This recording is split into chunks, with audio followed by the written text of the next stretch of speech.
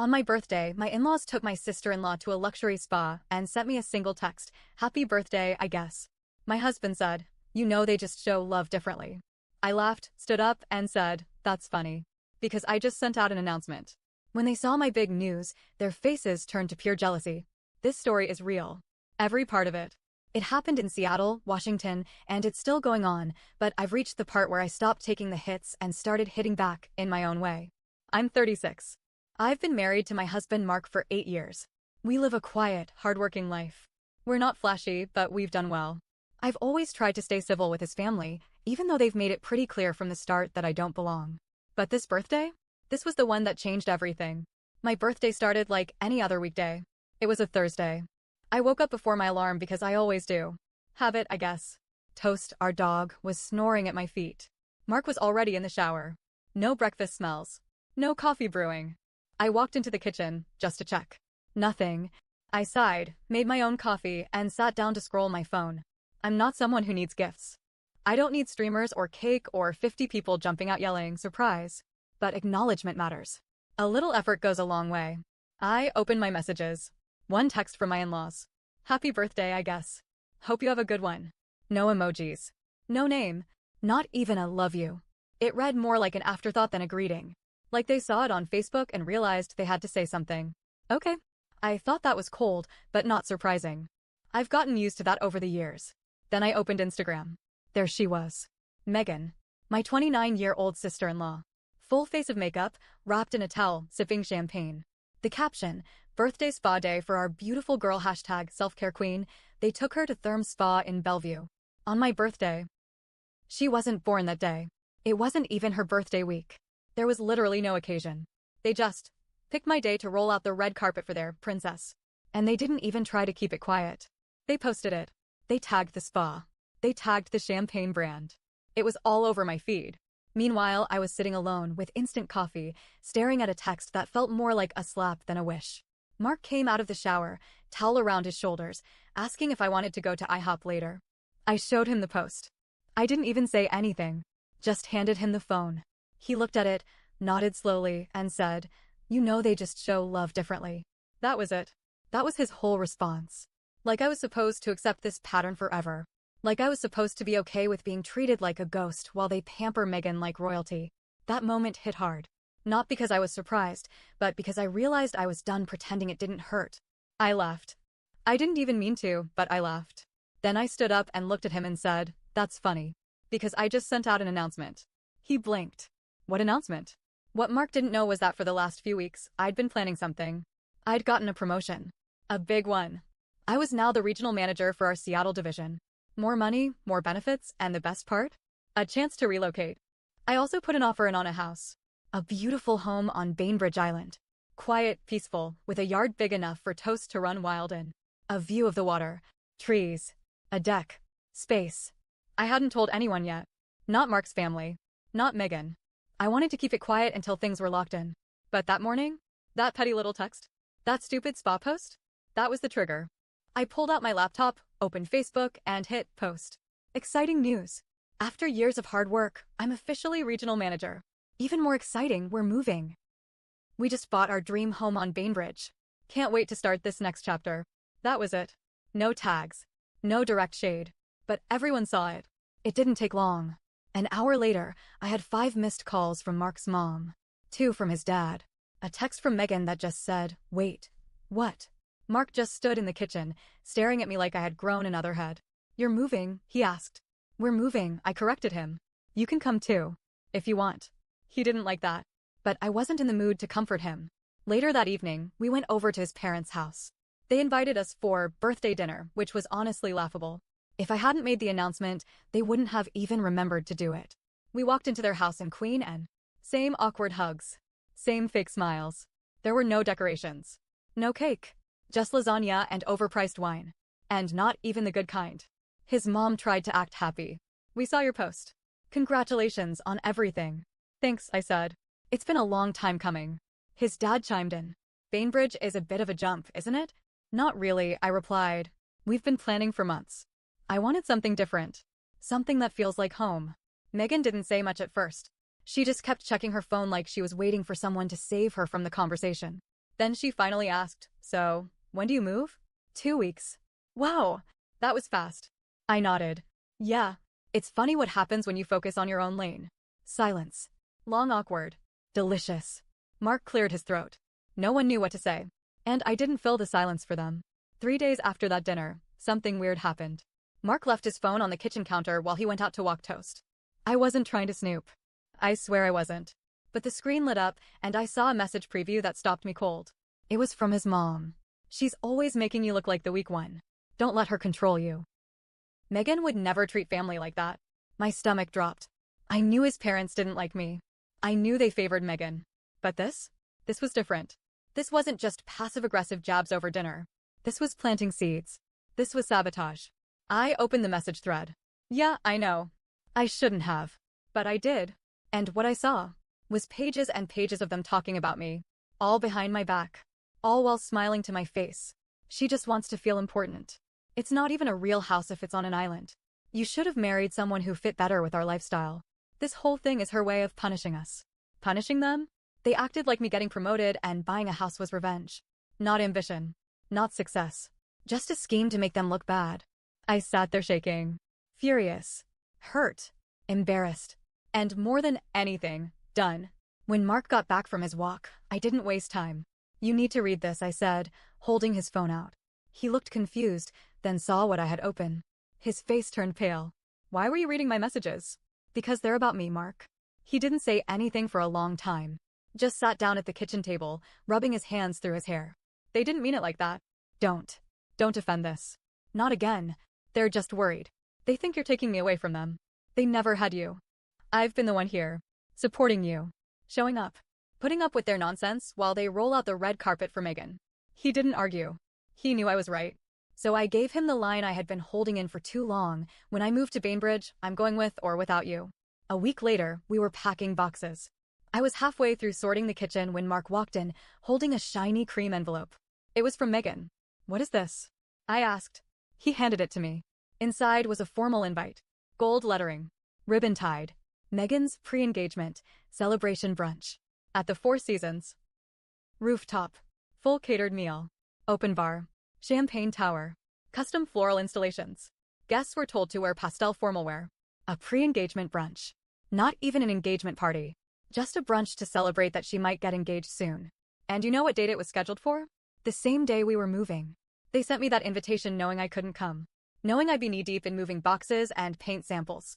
It was a message, you're not one of us. And we're not slowing down to wait for you. So I made a move of my own. I RSVP'd no, but I didn't just leave it there. I made a post. It wasn't shady. It wasn't loud. But it hit where it hurt. To everyone who's been part of our journey, thank you. We're moving into our new home this weekend. Couldn't have done it without those who truly support us. You know who you are. I added a few photos, me with Toast on the ferry deck, wind in my hair. Mark in the new kitchen, painting a cabinet. Our new front porch with a home sweet home doormat. And in one corner of the last picture, you could see a stack of boxes. Labeled, Mark and my name, our life. That night, Mark's phone buzzed. A new message. This time from Megan herself. I didn't want to say this at the brunch, but maybe it's time you guys take a break. Everyone feels like she's trying to replace us. She's changing you. You're not even the same person since she got promoted. I saw it. Again. Because at this point, he was showing me everything. And then he said something I didn't expect. They're right. I'm not the same. I'm finally growing up. And I'm not going to lose you over their bitterness. He picked up his phone. And he did something else I didn't expect. He texted his mom. His dad. Megan. A group chat. We're moving this weekend. I love you all, but I'm not going to keep living like I owe you my life. If you want to be in my future, show up. If not, stay out of the way. No response for 2 days. Then his dad replied. Good luck with the island life. Don't say we didn't warn you. That was it. No, we love you. No, we're happy for you. Just a warning. 3 days before the move, I got a call from our real estate agent, Julia. Sweet woman. Very chatty. Hey, just wanted to confirm Saturday's walkthrough before closing. Oh, and congratulations again. Thanks. We're excited. Oh, and I almost forgot, someone from your family was asking about the property. Said she was your husband's sister.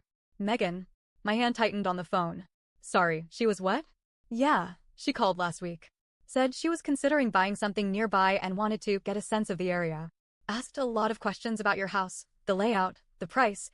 I didn't say anything for a second. Did you give her a tour? Of course not. I said I couldn't release that info without your permission. But she was persistent. I thanked her and hung up. Megan was trying to move to Bainbridge. After all the drama, all the shade, all the fake texts and subtle digs, now she wanted to follow me. I couldn't believe it. Actually, I could. But it still made my blood boil. Later that evening, I drove over to the new house to drop off some smaller boxes. It was quiet. Sunset. I pulled into the driveway and immediately noticed something strange. The side gate was open. That gate had been locked. I was sure of it. I got out slowly and walked around the back. And there she was. Megan. Standing on the deck. Barefoot. Wearing some flowy expensive top like she was posing for a lifestyle blog. She turned and jumped when she saw me. Oh my God. I thought no one would be here. What are you doing here, Megan? I was just looking. I love the porch. And the trees. And the whole vibe. It's very me. It's not. It's me. And it's ours. Relax. I wasn't going to touch anything. You're trespassing. She rolled her eyes. Laughed. Oh, come on. We're family. That word family hit a nerve. Because for years, I tried to believe that. I tried to fit into theirs. I tried to shrink myself, smile at the right time, let their coldness slide off me like water. And now, Megan was standing in my backyard, trying to act like this was hers. You need to leave. Wow. Really? You crossed a line. You crossed a lot of them. But this? Coming to my house before I even move in? That's not curiosity. That's obsession. She scoffed, mumbled something about me being so dramatic, and walked right past me, slamming the gate on her way out. I stood there, shaking, angry, but also very, very clear about something. This wasn't over. We moved in 2 days later. It rained. I was exhausted but happy. There's something about the smell of a new place, fresh paint, new beginnings, boxes stacked like hope. By nightfall, we were sitting on the living room floor, eating pizza straight from the box. Mark was in better spirits. He helped unpack. He was trying. But then the doorbell rang. I opened it to find a large white basket on the front steps. No one in sight. Wrapped in plastic, tied with a bow. There was a card. Welcome to the island. From one local to another, winky face, my stomach turned. Inside the basket was a bottle of cheap rose, some eucalyptus soap, and, I'm not kidding, a copy of Marie Kondo's The Life-Changing Magic of Tidying Up. Message received. She wasn't just watching. She was trying to claim space. Again. 2 weeks passed. No contact. Peaceful days. New job. Sunset ferry rides. Fresh air. I was slowly starting to feel like myself again. Then I got a call from HR. Hi, is now a good time? My heart dropped. Yes, we've had someone reach out to corporate with some claims. About your leadership. What kind of claims? It was anonymous, but detailed. They said you were misusing your position. Favoritism. Unprofessional behavior. Threats. I couldn't breathe. That's not true. We know. Your record's clean. And the regional VP vouched for you immediately. But we wanted to make you aware. Someone's trying to undermine you. I thanked them and hung up. My hands were shaking. It was her. I couldn't prove it yet, but I knew. She was trying to ruin my job. My new life. All of it. And that's when I realized something. Megan wasn't just jealous. She was threatened. Because I stopped waiting for their table and built my own. And now that I had it, she couldn't stand being on the outside. I couldn't prove Megan was behind the anonymous complaint to my company, not legally, not yet, but the timing was perfect and the tone? It was too familiar. The exact same backhanded language I'd heard her use at brunches and family dinners. And I was done being polite. So I made a plan. I knew the entire family would be gathering soon. Mark's parents were throwing a retirement party for his dad at a country club in Bellevue. Megan had been bragging about it for weeks, saying it would be classy, tight guest list only, and not something everyone would appreciate. She didn't invite me personally. She made sure of that. But Mark was invited. Of course. And this time I said, we're going. Both of us. Mark hesitated at first. But after everything, the texts, the messages, the house visit, the HR complaint, he knew this had to end. You sure you want to do this? I don't want to. I need to. The country club was as pretentious as I remembered. Polished wood, dim chandeliers, the faint smell of lemon polish and old money. Everyone was dressed in muted colors, sipping wine, pretending to like each other. We walked in holding hands. I wore the same dress Megan had insulted 3 years ago, the one she called a little off-brand. This time, I wore it with red lipstick and confidence. Mark's mom blinked when she saw me. No hug. Just a tight smile. "Oh, you made it." "Of course," I said. "It's family." We mingled, said hello to people, ignored the stares. Megan was near the bar, surrounded by a group of her parents' friends, laughing loudly. She looked over, saw me, and froze just for a second. Then she smiled. One of those tight, forced smiles that doesn't reach the eyes. "Didn't expect to see you here," she said, swirling her champagne. "Funny. I live nearby now." "Right," she laughed. "You and your little island fantasy. Still beats sneaking into someone else's yard." Her smile cracked, barely, but she covered it quickly. "Is that why you're here? To start a fight?" "No. I came to finish one." I stepped closer. Quiet enough that the people around us didn't notice, but loud enough for her to hear every word. "I know about the HR complaint. I know about you trying to move into our neighborhood. I know about the texts, the messages, the fake welcome gift. I know everything, Megan." She blinked fast. Swallowed. "I don't know what you're talking about." "You do. And I'm not going to scream or throw wine or make a scene. But I'm going to say this one thing, and I hope it sticks." I leaned in. "You've spent your life being the golden child. But I'm the one who built something real. And that scares the hell out of you." Then I pulled back and smiled. Calm. Composed. That's when Mark stepped beside me. "I saw the texts too," he said. Megan's mouth opened. Then closed. You read them?" "Yeah. I read all of them." The room got quieter. A few people were watching now. His parents looked over. Tension buzzed in the air. "You let Mom talk about her like that?" he asked. "You joined in?" "I didn't mean you did." "And then you tried to ruin her job." That's when Mark's mom finally came over. "What is going on?" Megan's voice cracked. "She's turning you against us. She's always been the problem." "I was just protecting you from what?" I cut in. "Success? Happiness? Your insecurity?" Megan's face turned red. People were staring openly now. Mark's dad stood up, walked toward us, but stopped short. He looked stunned. For once, silent. "You're jealous," Mark said, shaking his head. "All this time, I thought you just wanted attention. But you wanted control. And now that you don't have it, you're trying to burn everything down." Megan blinked hard, tears forming. "You've changed." "No," he said. "I've grown up." Megan stormed out of the room. Not quietly. Her heels clicked across the polished floor, her shoulders stiff, head high. But the sniff she let out halfway across the room gave her away. Mark's mom looked at me like she wanted to say something. "You know," I said before she could, "if you had just treated me like a person instead of a problem, none of this would have happened." She didn't respond. Just turned and followed her daughter. Mark's dad sighed. For the first time, he looked tired. Human. "I'm sorry," he said quietly. "For what it's worth." "It's worth more than you think," I replied. He nodded, and that was it. No fireworks. No forgiveness. Just truth. We left early. Drove back to Bainbridge in silence. It wasn't a heavy silence, though. It was calm. Clean. Like the air after a storm. The next morning, we sat on the porch with coffee, toast at our feet, the water sparkling in the distance.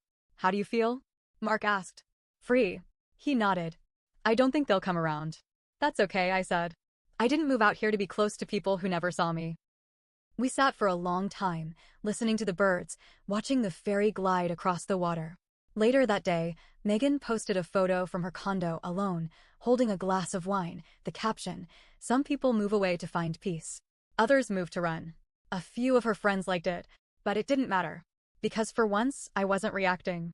I wasn't chasing anyone's approval. I was just living. Not all revenge is loud.